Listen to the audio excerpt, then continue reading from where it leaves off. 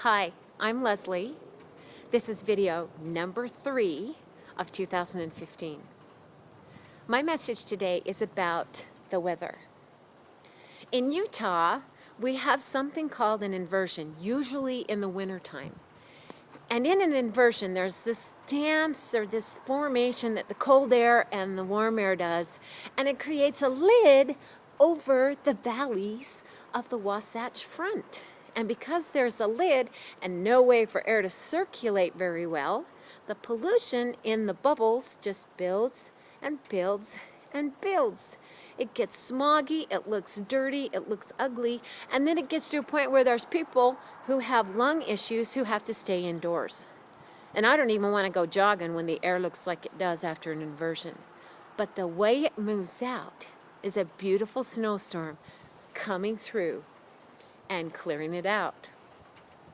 So let's liken this unto your emotional inversions. You have them every day. Emotional stuff builds up. A tiff with the boss, somebody cut you off on the freeway. You hear sad news of a loved one passing away.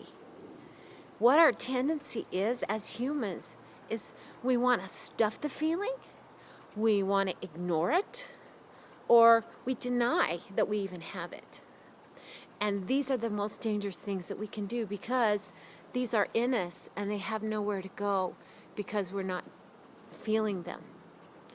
So every day we get to create a way to move out the emotional stuff that's gone on. And as we do this every night as a regular practice, we will find that there are things from earlier in our lives.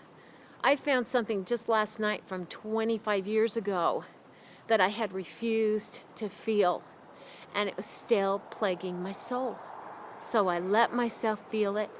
I welcomed the emotional release, which for me was in the form of tears, to let it go. Now, some of the tools that we can use can be simply even just letting ourselves cry.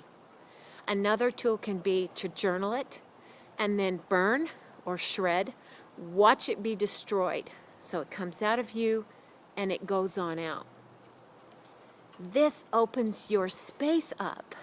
Now that you're getting this emotional pollution out, it opens up the space for you to have more joy, feel more peace, have more awesome ideas for being productive and abundant in your life. But if you're stopped up with the emotion, it doesn't have any room within you. I'm Leslie Monroe.